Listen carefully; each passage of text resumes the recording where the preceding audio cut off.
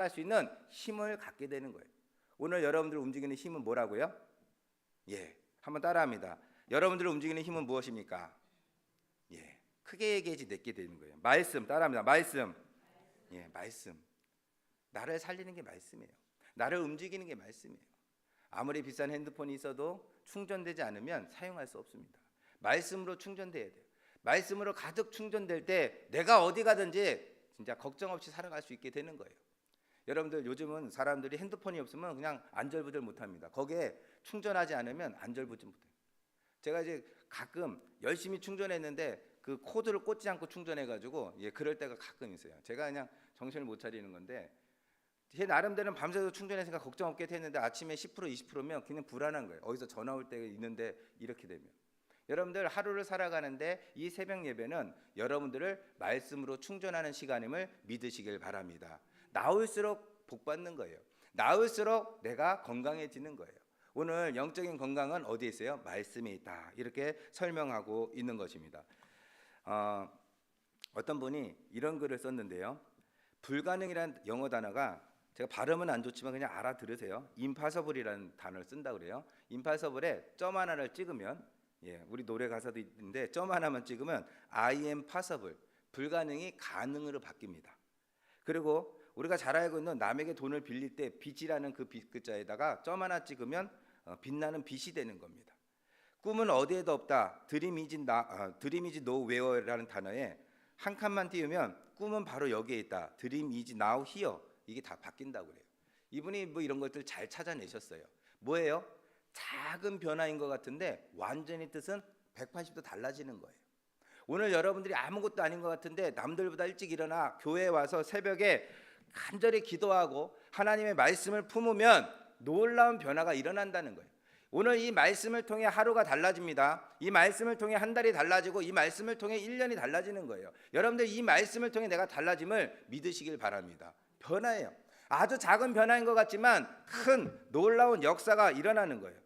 점 하나 찍었다고 또 띄어쓰기 한번 했다고 놀랍게 변화된 것처럼 오늘 내가 기도 한번 더 했다고 놀라워지는 것이고 내가 말씀을 한 장 더 읽었다고 놀라운 일들이 일어나게 되는 것입니다.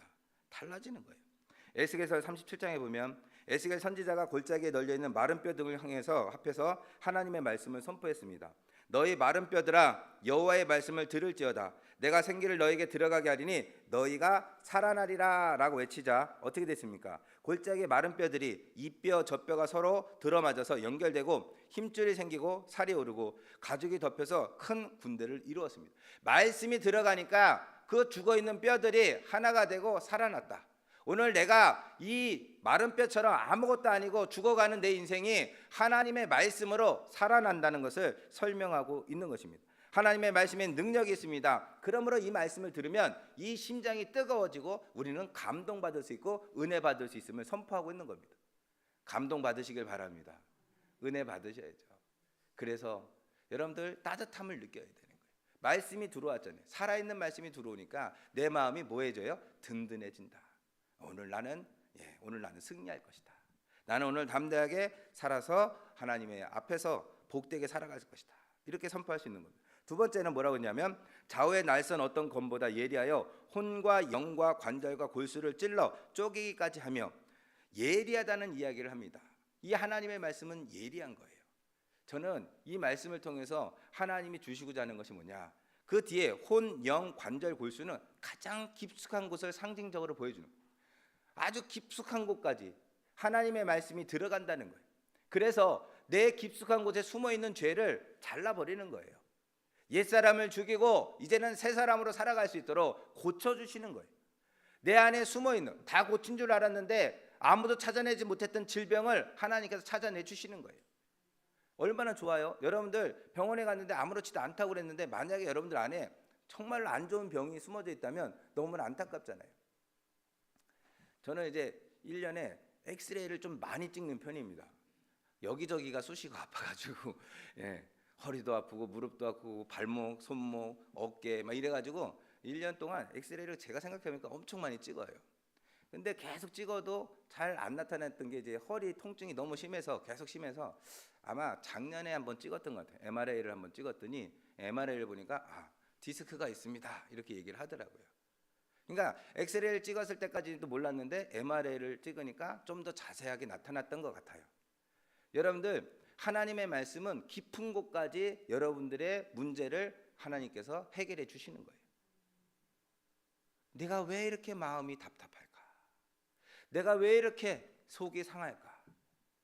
다 해결된 것 같은데 아니, 남아있는 게 있는 거예요.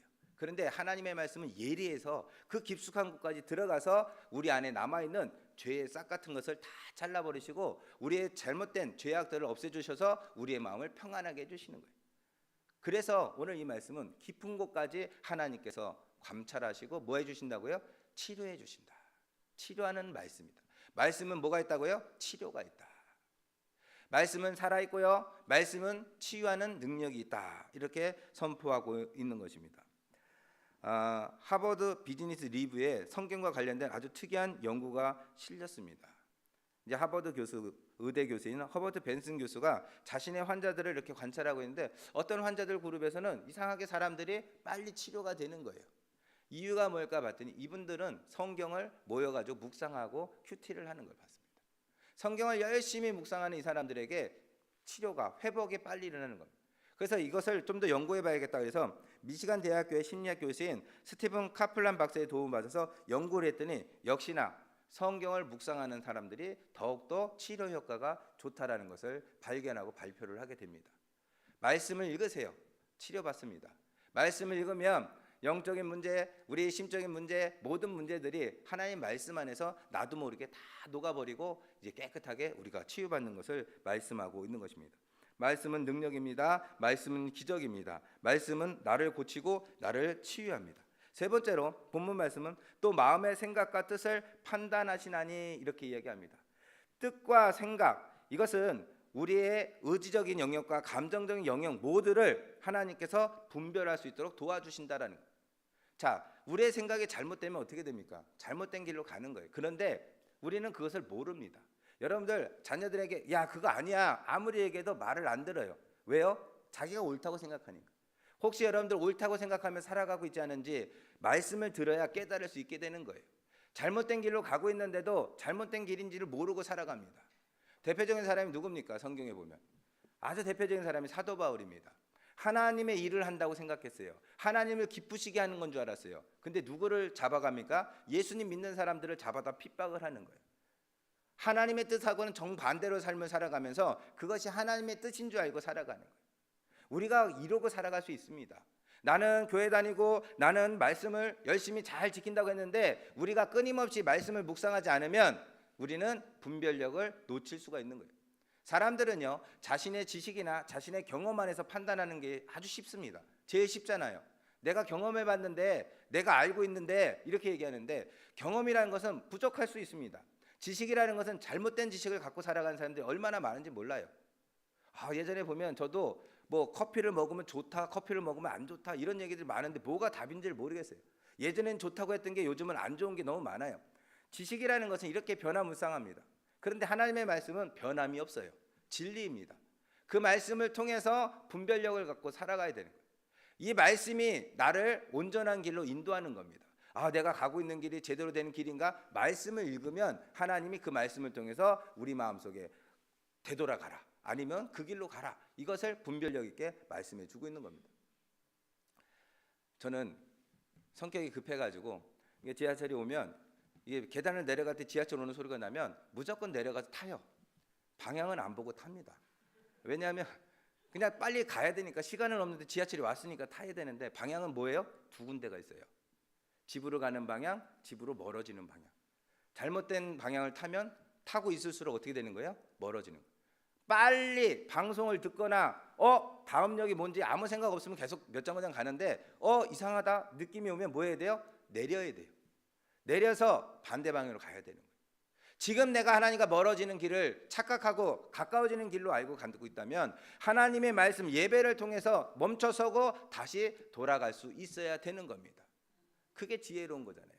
하나님은 그 분별력을 예배의 말씀을 통해서 우리에게 가르쳐 주고 있는 것입니다.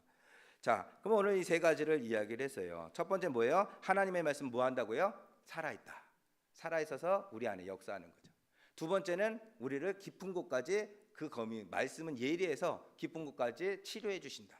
세 번째는 뭐라고요? 세 번째는 우리에게 분별력을 주신다. 자, 이게 뭐예요? 지금 얘기하는 이 세 가지 뭡니까? 한마디로 하나님의 말씀이에요. 자, 그러면 제가 여기서 여러분들에게 말씀드리고 싶어요. 말씀에는 뭐가 있어요? 가치가 있다. 말씀이 소중하다는 거예요. 이 가치 있는 말씀을 알아볼 수 있어야 되는 겁니다. 요즘도 방송에서 보면 진품 명품 이런 거 하는데 저는 아무리 봐도 저게 저렇게 비싼 이유를 잘 모르겠어요. 그냥 골동품 같은 거 갖다 놓고 엄청 야 얼마입니다 딱 이러는데 저게 저렇게 비싼 거여서 왜 우리 집엔 저런 게 없을까 찾아보는데 우리 집엔 아무리 찾아봐도 없어요. 예. 우리 집엔 버릴 거밖에 없는 것 같은데 근데 누구 눈에는 엄청나게 비싼 게 보여요. 아 1,000만 원입니다. 아 저게 1,000만 원이나 돼? 나는 아무리 봐도 모르겠는데 누가 알아요? 전문가는 아는 거예요. 제가 요즘은 이제 운동을 새벽에 이제 예배 끝나고 이렇게 테니스를 이제 운동을 하는데 테니스를 하다 보니까 관심을 가져서 라켓 같은 거 관심을 갖고 딱 보면 저분이 쓰고 있는 게 얼마짜리인지 제가 이제 알아요. 근데 운동 안 하는 분들이 테니스 채를 보고 저게 얼마짜리인지 알 수 있어요, 없어요? 없어요. 관심이 없는데 어떻게 알아요? 저는 관심을 갖고 제가 저거 살까 말까, 저게 얼마짜리지, 이건 얼마짜리지 막 검색하고 하니까 관심이 생기고 제가 좋아하니까 그게 가치가 있는지 없는지 저 사람 비싼 라켓이네, 저 사람 신발이 테니스 신발 좋은 거네, 이런 걸 알 수 있는 거예요. 여러분들이 정말로 말씀을 사랑한다면 이 말씀의 가치를 알아볼 수 있어야 되는 거예요. 여러분들이 성경의 말씀의 가치를 알아보시길 바랍니다. 이 말씀이 나를 살리네. 이 말씀이 우리 가족을 살리네. 이 말씀에 복이 있네. 이 말씀에 기쁨이 있네. 이 말씀에 소망이 있네. 이 말씀이 위로가 되네. 여러분들 말씀을 읽을 때마다 와, 돈으로 살 수 없는 하나님이 주시는, 내게 주시는 엄청난 사랑이 이 안에 숨겨져 있음을 우리는 발견할 수 있어야 되고 그 가치를 깨닫고 뭐 해야 돼요? 붙잡아야죠. 그리고 어떻게 해야 돼요? 너무 소중하고 너무 귀하니까 자꾸 열어봐야죠. 여호와는 나의 목자시라고 설명하시네. 내가 부족함이 없고 실만한 물가로 푸른 초장으로 나를 인도하시네. 이 가치를 알아볼 수 있어야 되는 거예요. 이 소중함을 알아볼 수 있어야 되는 겁니다. 자, 말씀은 살아있습니다. 말씀은 나를 고칩니다. 말씀은 나를 인도합니다. 그러므로 이 말씀을 나는 가치 있는 말씀으로 나는 품고 살겠습니다. 그래서 마지막에 뭐가 돼야 돼요? 이 말씀을 감직하며 살아야 돼요. 여러분들 말씀이 안에 있습니까? 뜨거워지고 있습니까? 말씀을 들을 때마다 기쁨이 넘치고 말씀을 들을 때마다 소망이 넘치고 말씀을 들을 때마다 행복해지십니까? 오늘 하나님의 말씀으로 행복해지는 여러분들이 되시기를 바랍니다. 행복해지셔야죠. 이 말씀은 누가 주시는 거예요? 하나님이 주시는 거잖아요.